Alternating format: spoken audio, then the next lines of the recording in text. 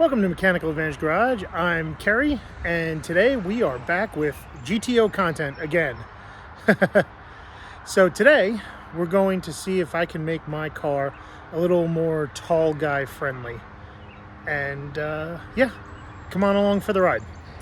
For those of you who haven't had the opportunity to meet me in person at shows or events or things going on, I'm not a short guy. I'm 6'5" thereabouts, just slightly under, and kind of a girthy guy too, not small. What do they call it? Corn-fed? Yeah. So these old cars were not really meant for people my size, right? I will say that for as large a car as it is, and it's about the same length as a new Chevy Suburban, right? Interior room is not the car's strong suit, and it's kind of by design. There was this philosophy in how they designed interiors in the 1960s that backseat passengers must have always had room, or must always have leg room, even if you don't actually have a backseat passenger there.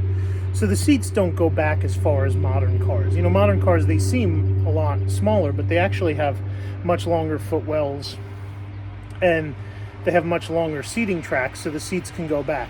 But let's just take a look in here and I'll show you what I'm talking about. So this is the front seat of the GTO with the seat all the way in its furthest back position. And as you can see here, there's actually quite a bit of room, leg room, for the backseat passenger.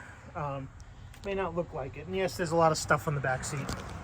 Also, these columns are very long, and if you look where the steering wheel sits, it sits about, halfway through the front threshold of the front seat. So there isn't a lot of room to sit in this car. And the toe boards themselves and the pedal assembly, they're not very long. That is a very short leg tunnel. Whereas if you look at something more modern, like my BMW here, which is also filled to the brim with crap, you can see that's a much longer pedal box and leg tunnel, and the column is not as long and is much more adjustable than the old 60s column. You can see where I have the steering wheel set. It doesn't even come to the front of the seat, but one of the places where you sacrifice it is back here. Like, this is the width of my fist, whereas before the back seat of the GTO would have been about that much space. There's only about that much, so it's half as much space. Another thing to point out is the diameter of this steering wheel. It is quite large. This is actually a 17-inch steering wheel, which is kind of funny considering the actual wheels on this car are only 15 inches in diameter. So the steering wheel is a larger diameter than the actual wheel the car is riding on. I love this. This is the factory plastic GTO wheel, but as you can see, it is quite damaged. There's a huge crack right here. There's a crack here. There's a missing chrome piece right here. It's just not in great shape, and the thing catches my pants as I sit in the car as we go along. Just to give you sort of a bird's eye view of what it's like to be in this car when I'm driving it. Yeah, I know I have a beer gut in the way, but this is actually the biggest problem right here. So here's my shifter, as you can see, and here's my leg, and here's the steering wheel. And this is a pretty severe angle for my leg to be sitting at. In fact, one of the reasons why I've been reluctant to swap this car to a 4-speed is that even though the automatic shifter is right here, the 4-speed shifter would be sitting exactly where my knee is, and which means I wouldn't be able to get it into first gear or second gear, right? Because the Muncie M20, M21, M22, the shifter is offset to the left. here. So it actually cuts into the legroom space. Now, there are some Tremec kits that would move the shifter back here, but then the car doesn't look factory, it doesn't look stock. And also, I don't have the money for a Tremec, and I don't have a Tremec, right?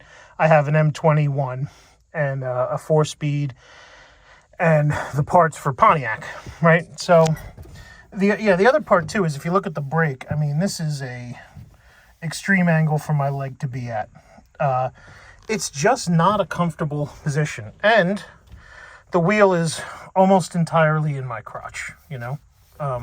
So when I make turns, sometimes it catches my fly, which, not fun. Yeah, just to give you another, like, idea of what it looks like. And even if I were thin, I mean, look at how close my knee comes to the dash. It's just not there's not a lot of leg room in this car. And this is not a small car. You know, this, although it was considered a mid-size car for its time, it's not a full size. This should have more room than my BMW, which is, you know, 3/4 of the size of this thing. So let's talk about what I'm going to do about it.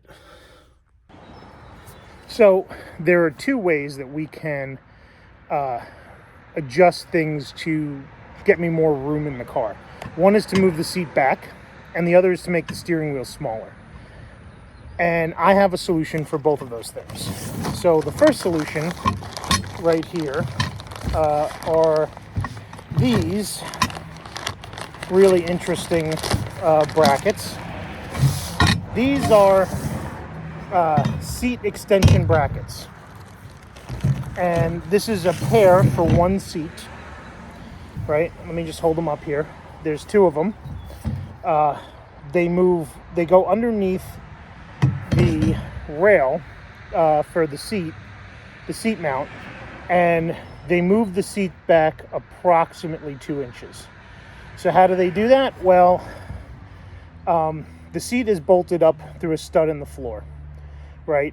You unbolt the seat, and the seat will then bolt to this, and then the seat, the stud that bolted the seat to the floor before will go through this slider right here. And then on the end, you have these two bolt holes depending on the year of A-body that you have. And again, another stud for the seat. So this is where the old bracket sat, the old seat mount sat. This is where the new one's going to sit, right? And you can see that it is adjustable in the front here to move forward and backwards, right? And we have two of them. And they're pretty neat. I think these were about $70 or $80 on Original Parts Group or Year one of those places. I think I bought these from Original Parts Group, and they were good. They shipped them fast. I've had them for a little while. I am going to paint them because they did ship in raw steel, and I would rather them not to rust.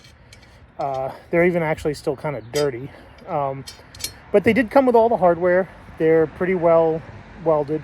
I mean, if you were handy and you knew you had the ability to cut metal, you could make these. This is just C-channel that somebody marked out and cut and drilled. In fact, I think these were cut with a plasma cutter because you can just sort of see the burn marks around them right there. Yeah. But yeah, and they just welded, hardware store, grade 8. Actually, I don't even think those are grade 8, are they? Either way, they're just hardware store bolts welded to the bottom, right? And that'll move the seat back, right? But that still doesn't solve even though it'll move me back, it doesn't solve the wheel being this large thing. So my other solution is one that I went over to Jegs and found. And it is quite a nice solution, actually. So there was an optional sport wheel on the GTO for 1967. It was a wood grain wheel, right? And I'll be honest with you, I hate those old wood grain wheels. They always look so cheesy and hokey. And probably because, you know, in the 90s when I was a kid, anytime you found a muscle car, it had one of those old Grant wood wheels on it that were like this big, and they looked like they came off a boat. They were just ugly as sin. So I didn't like those. But GM did have an alternate wheel for other cars that year, 67 and 68, and that is called the GM Comfort Grip wheel. Okay, so instead of being wood grain, this is a nice rubberized plastic or rubber. It's actually squeezable. It's got a nice feel to it. Looks like a Corvette wheel, but this was actually the optional wheel for Chevelles, 1967 SS396 Chevelles. The Camaro, you could get one of these on a Camaro. You could also get one on a Firebird. And the Buick GS 400 and the Olds 442 also had these as an optional wheel instead of the wood grain. Although I think you could get the Olds with either this or the wood grain. This is a 16-inch wheel. It is not a 17-inch wheel. But the reason why I like this is I've had a ton of those old Grant wheels, right? And they're like about this thick around. They're that real thick grip. And they're 14 inches in diameter, usually. Between 14 and 15, depending on which ones you buy. And I also think they're made kind of flimsy. I've had 5 of them in my Jeep, and I've bent 2 of them four-wheeling by having my hands on the top and just hitting something like a rock or a bump or something and pushing forward on them, and they've bent forward. So I hate them. They're not good. But I also, I like that thin feel for a 60s, car. I wanted something that looked vintage and looked appropriate and felt like you were driving a real old car, right? On top of that, since it is original equipment for 66 and 67, it's a bolt-on for my steering column. And so this one is, and it uses all the same stuff. The hardware is the wood wheel, by the way. In fact, the box that came with, I don't know if you can see this here, it says wood wheel center hub. But it's not the wood wheel, it's the Comfort Grip wheel.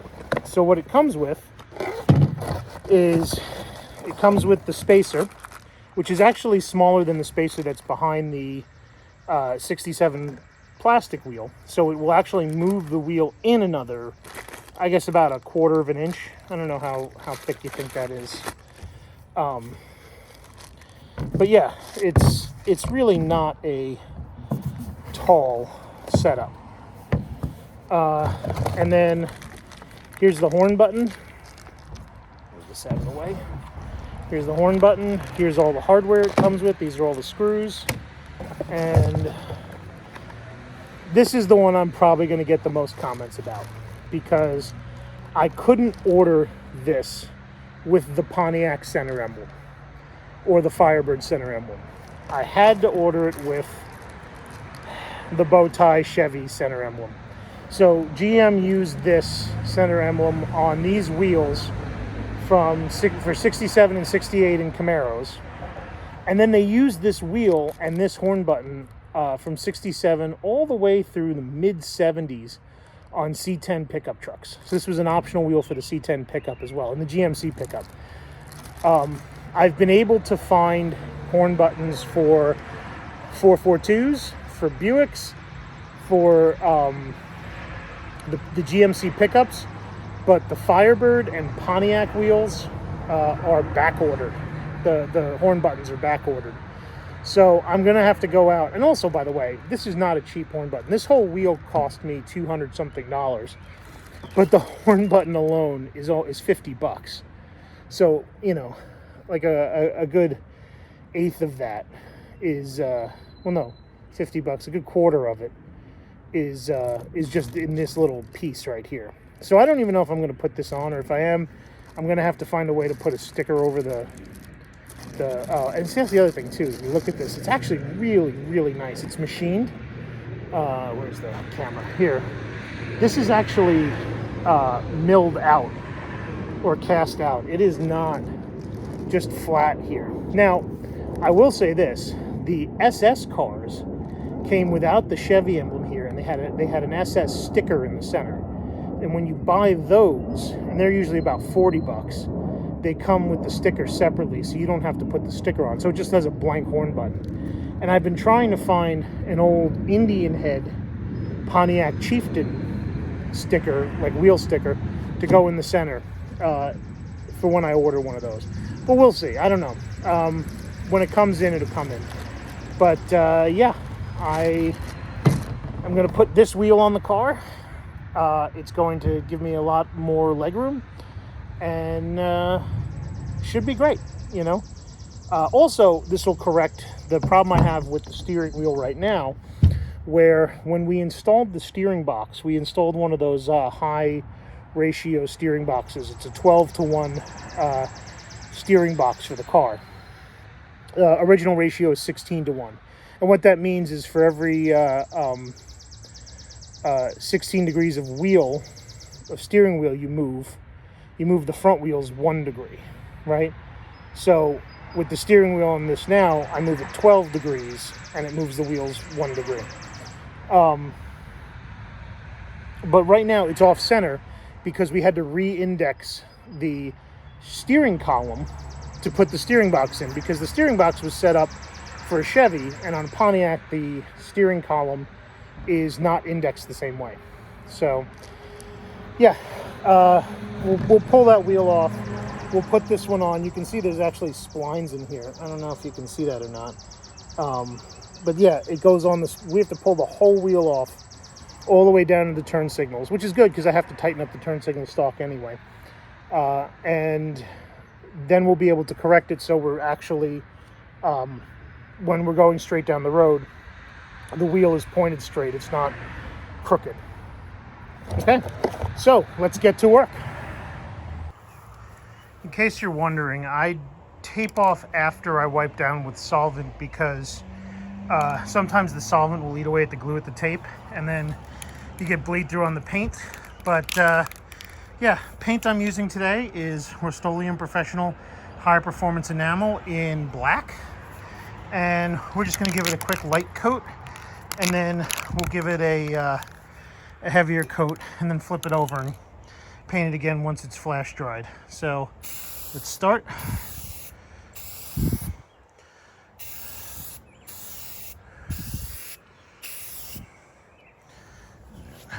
Go around this way.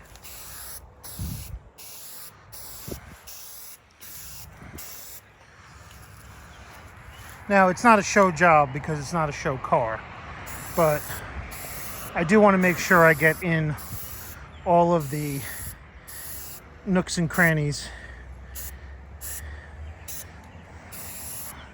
and areas around there so that I don't get rust forming. I did have a little bit of rust starting to form there, and I have a feeling it's going to fisheye, but honestly, it's underneath the car, so I don't care about runs. I don't care about, you know, as long as I get good paint coverage, it doesn't matter to me what the cosmetic finish of it looks like. So, yeah, let me get it one side this way.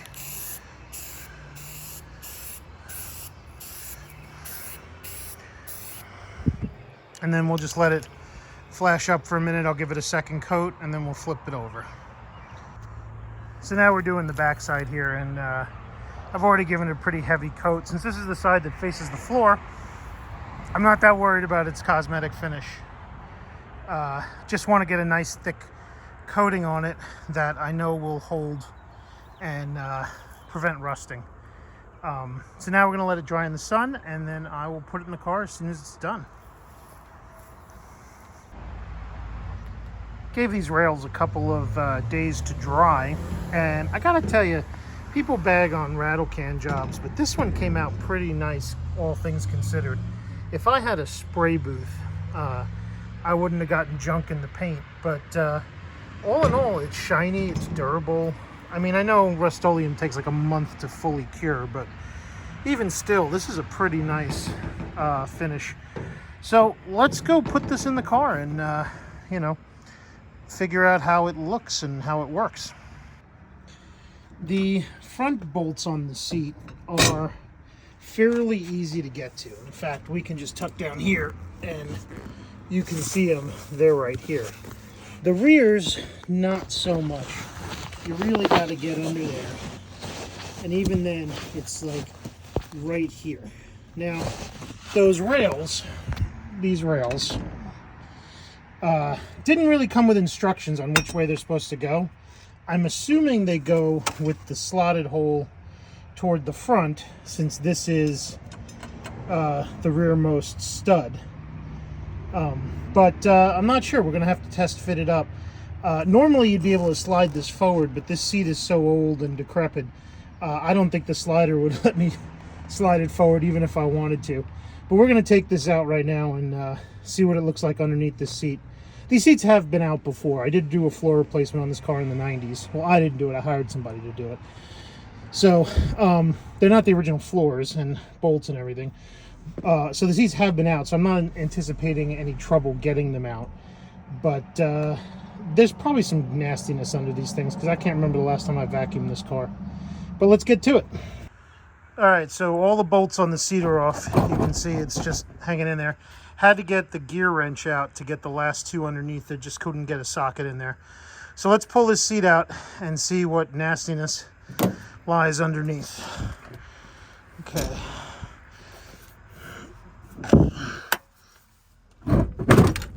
Okay. There we go. And, well, it's gross, but it's not as gross as I thought it was going to be. Although, still kind of gross. All right, time to get the vacuum. Well, here's the bottom of the seat. And you can see where that rip is, and I've been sitting in it for a long time. But overall, not terrible. You know, not great either. Oh, there's a small zip tie stuck in the seat rail. Let me see what's going on here with this. They're just, you know, clunky from not being used. This is the one that locks, so this is the one that was really not moving. I'll lube these up, and obviously I'm going to clean all this mold off the bottom of the seat before I put it back in. But yeah, let's attack it. Oh, I did find out that it's this bolt hole. It's the inner one that they use, and you can see there are two, but there's only one rear stud in the floor. So that's interesting. We'll figure all that out. No build sheet in here either, by the way. I mean, I knew that, but still, sometimes they used to put the build sheets in the seats. Just test fitting the rail right here. Here's something interesting I didn't realize. So these are meant to go over the carpet. They don't go under the carpet, right? But they don't lay completely flat either. I mean, I guess you could put them under the carpet if you made a hole in the carpet, you know. I don't know if I want to even try and save this carpet, but I don't know if I want to make a hole in it either. But there are parts of the floor where this will create a valley for things to fall under. I don't think it actually raises the seat height, though. Something I was concerned about. If it does, it's the thickness of a washer plus the carpet if I put it over the carpet. You know, I might put this under the carpet. I know this is the original carpet, but it nasty, yo. So I think when I redo the car, it's going away. But floors are still pretty nice. That's always a good sign. The car gets rained in a lot, so yeah, let's get to work. So I went ahead and decided to run it underneath the carpet. That way, if stuff falls down, it'll at least get caught by the carpet instead of, you know, fall under the rail itself and be hard to vacuum. But I do have to punch some holes here for this, which is the stud. And yeah, let's see how it fits.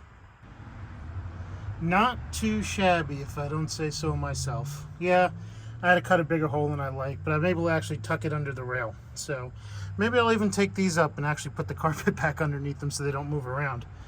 But yeah, I think that's way too ambitious. Also, I got to put in the other rail, so I got to lift all this stuff up again. But yeah, so far so good. So this was something I was not expecting. The rail here is hitting a bump in the floor, and it won't lay flush back here. I was able to thread this one in a fair amount, The front, this is as far as I could get it. And even that's not doing great. Not too worried about it.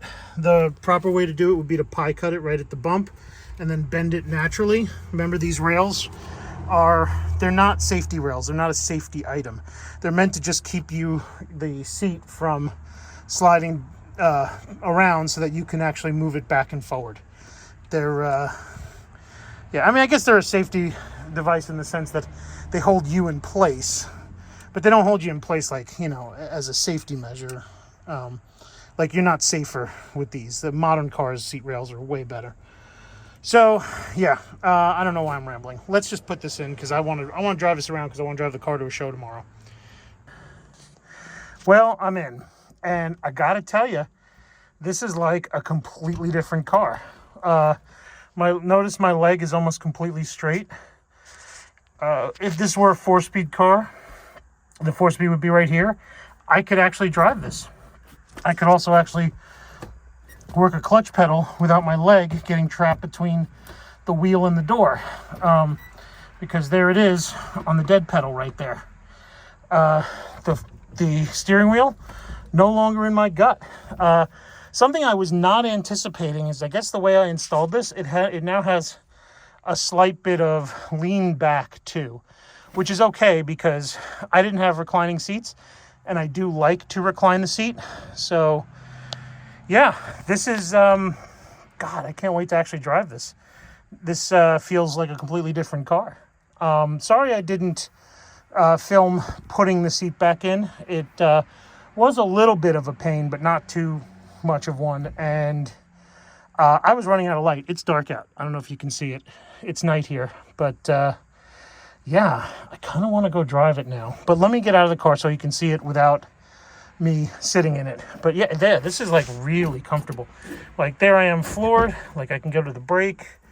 Yeah, I could work a clutch pedal. If the shifter were right here, I could work a shifter. You know, instead it's here. Now, here is the one thing I don't like, right? Is now park is a reach forward, right? I wonder if there's a way I can slide the shifter, the his and her shifter right here, back a little bit, because, you know, I am finding myself reaching forward slightly. When it is in gear, operating it is comfortable. That is really comfortable. So, good job there. All right, yeah, let me show you what it looks like from the outside. And here it is from the outside. Now, if you remember, the bottom of the wheel was over here on the seat. Now it's right at the edge, right? And the back seat here, it was this much room. Now it's just slightly bigger than my fist. I can't extend my thumb and pinky there. So it's more like a modern car. Man, I should have done this years ago. What a great mod. So yeah, now the next thing to do is to put the smaller wheel on it so that I really have a modern feeling car. Well, not modern feeling. I have a retro looking, retro feeling car. But since I have the new power steering box, I don't need this big 17-inch wheel. And since it's coming apart, I'd like to take it apart and restore it anyway. So eventually maybe this will find its way back on the car. But in the meantime, let's put that comfort grip wheel on. So now we're on to the steering wheel portion of making this car a little more big guy friendly. And the first thing you got to do is you got to remove the horn cap on these, which fortunately just sort of pops off. You know, they're held in by these spring clips, and I have to say it's a really well built item, but unfortunately the heat has gotten to this one. I don't know if I'll ever be able to restore it. One of my favorite rattles in this car, by the way, is the steering wheel, because all these pieces are loose. There are all these little Phillips head screws holding them in. But it's pretty simple in there. You just got to get the wrench on it and get the nut out. And then we may need a steering wheel puller for this, so we're going to see how that goes. It is hot enough out that I might not. So let's find out. So it's a 3/4 inch nut. This one doesn't even seem like it was that tight. That literally just broke it loose real easy like. maybe because it's hot out today. And yep, washer and nut off. And let's see how well this comes off.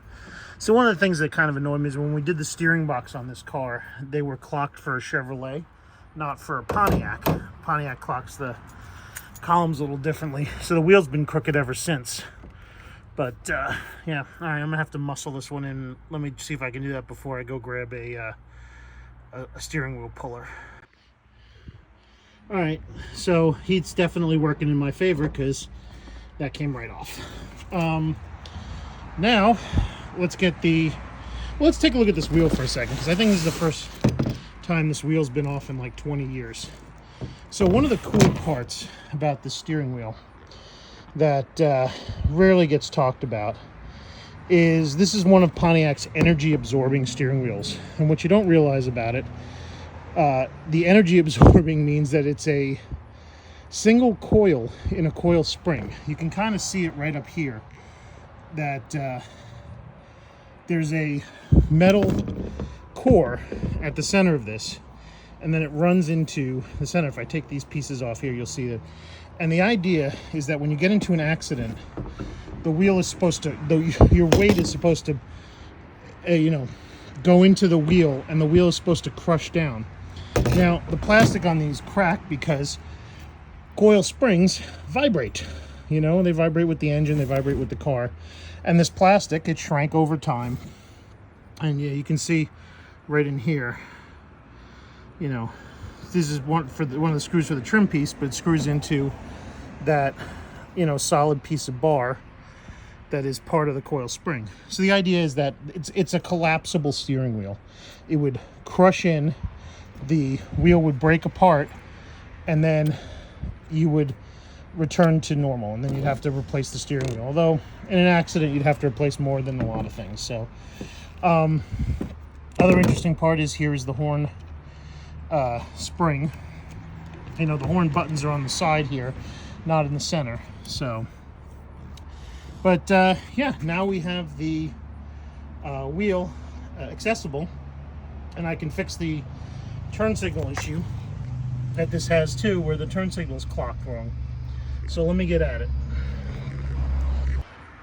Before we get into, installing it though, I kind of want to show you what makes this steering wheel sort of a better option for taller drivers. And the first thing you'll notice is that the heights are actually different. Let's bring these all next to each other. You'll see the steering wheel, the stock steering wheel, comes closer to the driver. This one sits a little bit further back toward the column. Even though it is still a dished wheel, it doesn't come as far forward as the stock wheel. There is a significant height difference. Also, there is a diameter difference. So let's put the stock wheel down here, take this off for a second, and you'll see that, yeah, hub to hub. Let's see if I can get this in a better way here. Yeah, that this is it's about an inch smaller diameter, which in all directions leads to about a quarter inch, maybe a little less, smaller diameter.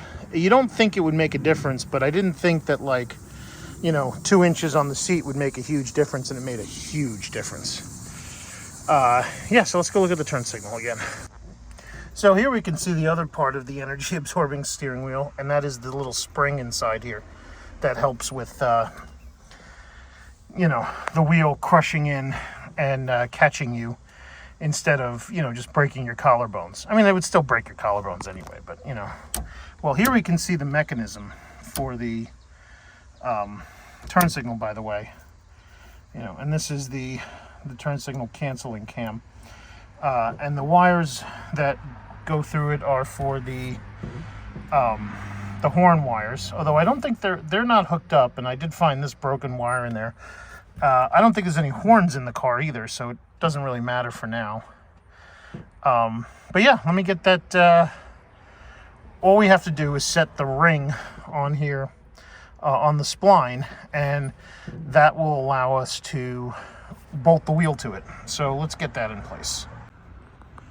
So before this goes back together, what I'm going to do here is, there's a screw right here, and you can see this just wiggles around. I'm going to tighten up the lever for the turn signal.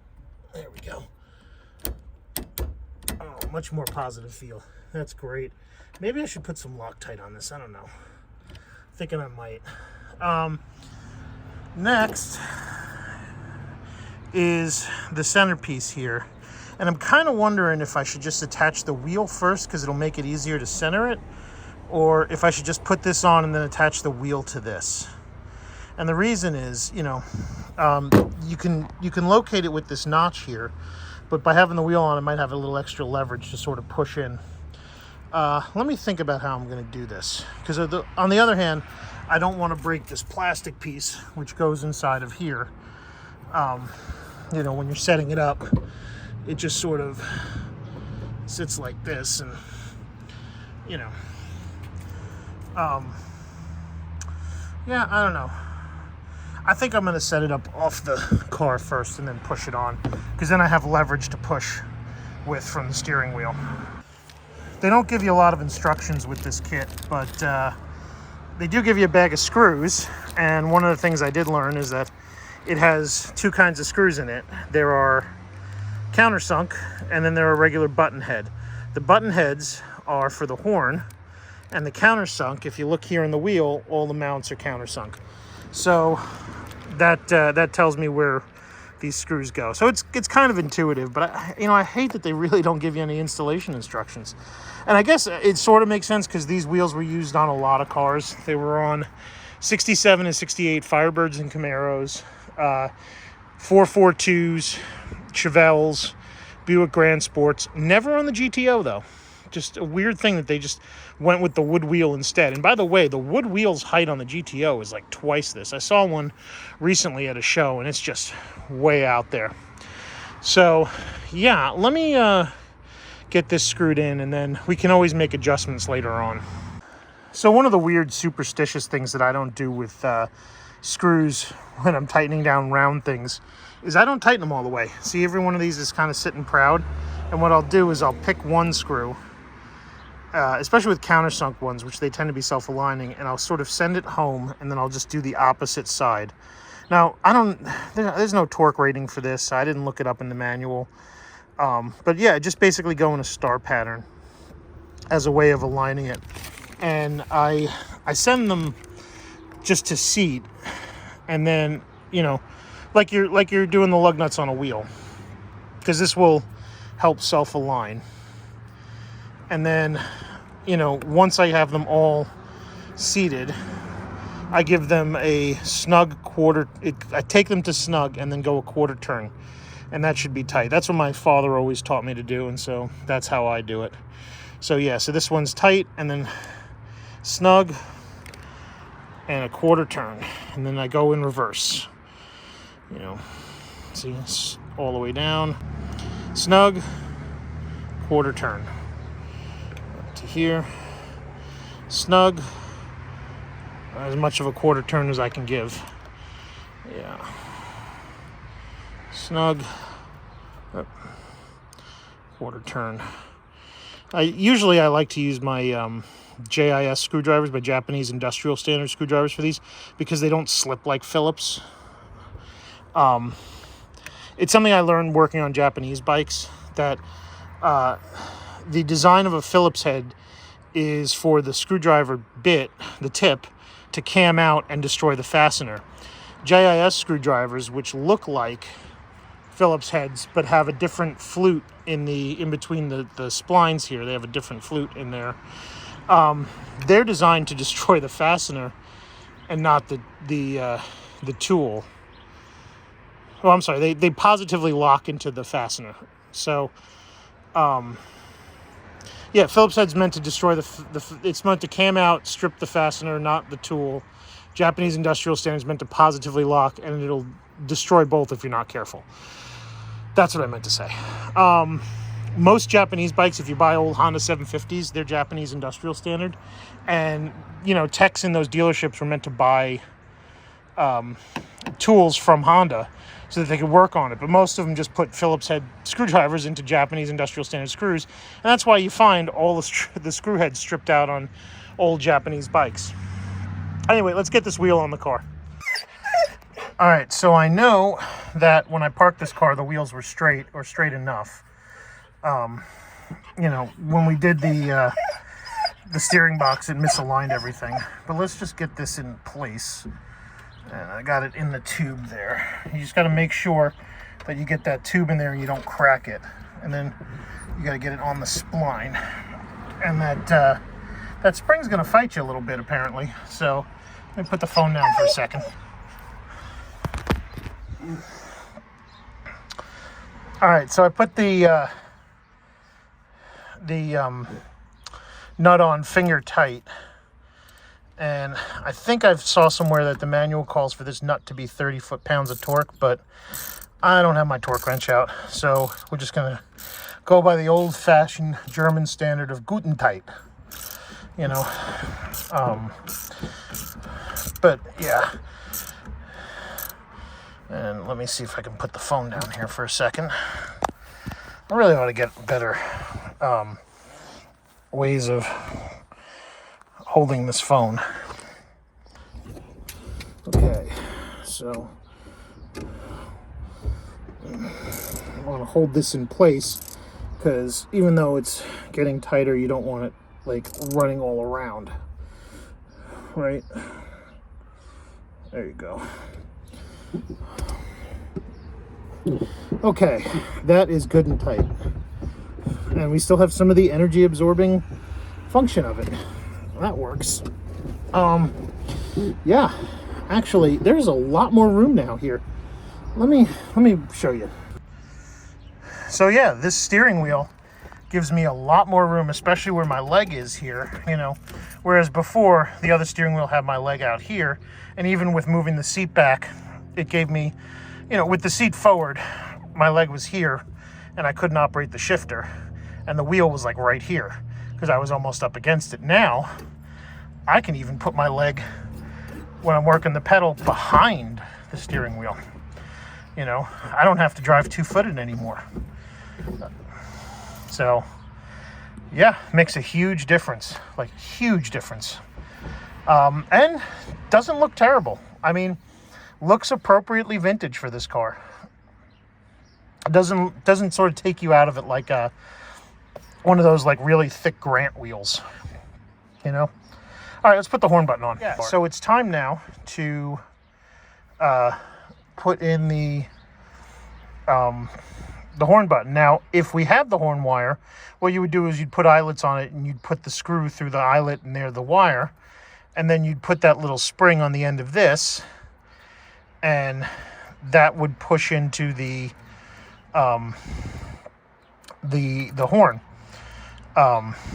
That spring was what holds the horn out, right? It holds the horn button out. But in this case, we're just going to screw this down. And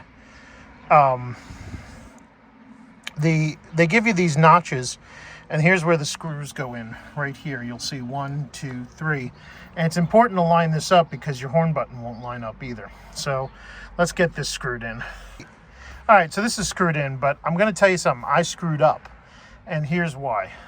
Normally, this sits behind the wheel and comes through, and it sits loose, and that's how you're able to push it. I've tightened it tight because I don't have a functional horn anyway, and I want the horn button to sit there and not rattle since there's no spring holding it in place. So I've put it on top, and then we're just going to put our horn button right on top. And I know what you're saying, Chevy emblem on a Pontiac, it's sinful. Well, the Firebird ones were back ordered, and I really didn't want a Firebird emblem anyway. But the ones for the SS's, and I found this out, they don't have this tricolor ring, and they don't have the Chevy emblem. They just have a blank space that has a bubble emblem for an SS. and those are also on back order, but they're about $46, $47. So when they come in stock again, I'll order one of those, and I'll get one of those wheel center caps for a Pontiac, you know, the old stick-on ones from the 80s, and I'll just put it in there, and then it'll be a Pontiac wheel, a true Pontiac wheel. But what do you say we take this for a drive and see how it feels? So overall, yeah, not a bad look. You know, the seat is back further, the wheel is smaller, but it does look like a vintage wheel. It doesn't look like a cheap Grant wheel. Not that those Grant wheels are cheap, but it doesn't look like a cheap wheel. It actually looks like, you know, a factory wheel. And it's also nice and new, and I'm not going to get schmutz on my hands or on my pants when I drive the car, which was a big problem. The steering wheel was leaving a mark on my pants leg and my shorts leg anytime I drove the car, just a big black mark across my thigh where the wheel hit. But I don't have that problem anymore longer. But let's take it for a drive. All right, so right away, this just feels so much better. Let's back the car out here. Ah, darn it, stalled.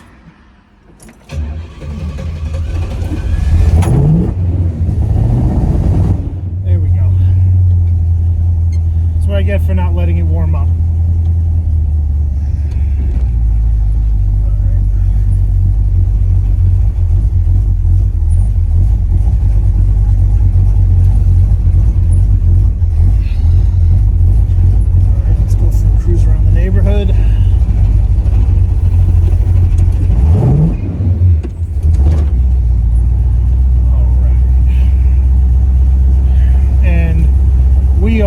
Joined today by Marley the Wonder Pup. Say hi, Marley. I promised him a trip to the park, so he decided to come along for the test ride. But yeah, right away, oh my god, this feels like so much more room in the car. It's quite shocking, actually. The only complaint I have is I have to now reach forward to get the car out of park, which not the worst thing in the world. I will take that over like being up on the wheel any day, you know. But yeah, the car drives smooth. Hey, no more rattles either in the wheel, which is kind of nice. That's a real plus. And yeah. I think I nailed it in terms of getting it lined up straight, because when the wheel is straight, the car seems to be tracking straight. And yeah, let me just show you. Here we are, bird's eye view of Marley. Sit down. We are the cockpit view of the car. There is so much more room here, and you know, the steering box, you know, if you guys have an old 64 to 72 GMA body, I highly recommend the steering box upgrade, because it makes the car, you know, most of your steering boxes are worn out anyway, so there's a ton of slop in them, but it makes the car feel so much more precise, and you don't need a lot of turns in the wheel, you know. And this one, let's go left. Put my blinker on. Oh, and the blinker feels good now too, because we tightened that up. But yeah, the wheel's straight, the car's going straight. Boy, somebody seems to be having a party here on my street. Well, not my street, but yeah.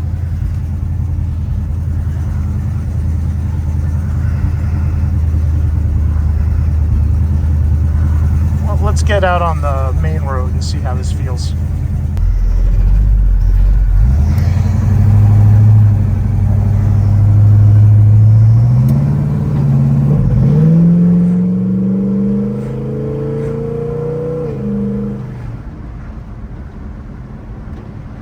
Certainly feels better. Yeah, and there is literally no slop in this wheel. Like, this car swerves. Right, Marley, you enjoying it? So, yeah. I think this was a good upgrade. I'll tell you the one awesome thing about this now that I couldn't do before is I couldn't do one-handed steering. Like, you know, I couldn't put my hand down here and just move the whole thing around or let it flop back, because these would be rubbing against my legs down here, and the wheel wouldn't spin freely. On the other hand, it made it much easier to drive without hands, because, you know, I didn't have to move my leg up. But no, all in all, this was a great upgrade. All right, so overall, I'm pretty pleased with the modifications to make this more big and tall friendly.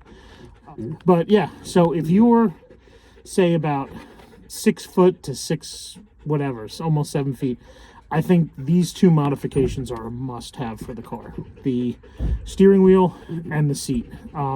It's just made the car, honestly, I wish I had done this when I had the car when I was younger, because it was one of my favorite cars to drive, but it always felt cramped, and I just hated it. For such a big car, it shouldn't have felt so small inside, and now it feels like it fits, you know. But I love it. I think that if you're a tall person, if you're a tall and wide person, or, you know, even if you're a wide person, it kind of helps too. You know, these were not expensive. I got my seat rails from Original Parts Group, OPGI. I think they were like $70 something, maybe $80. The wheel was expensive. The wheel was over $200. I think I got mine on special through Jegs for $238, and I think they're more now. So, but overall, I think those were good upgrades. I still am going to find the horn button. That's something that I know needs to happen. I can't drive around here with a Chevy emblem on it. I just can't. It's, you know, first of all, people at shows will call me out for it, which is annoying in and of itself. I do want to fix the horns too, and I want to make them work again, because it is nice having an actual horn instead of just revving the engine to get people to pay attention to you. But overall, great upgrade. I hope you enjoyed this video, and I will see you in the next episode. Don't forget to like and subscribe. Thanks.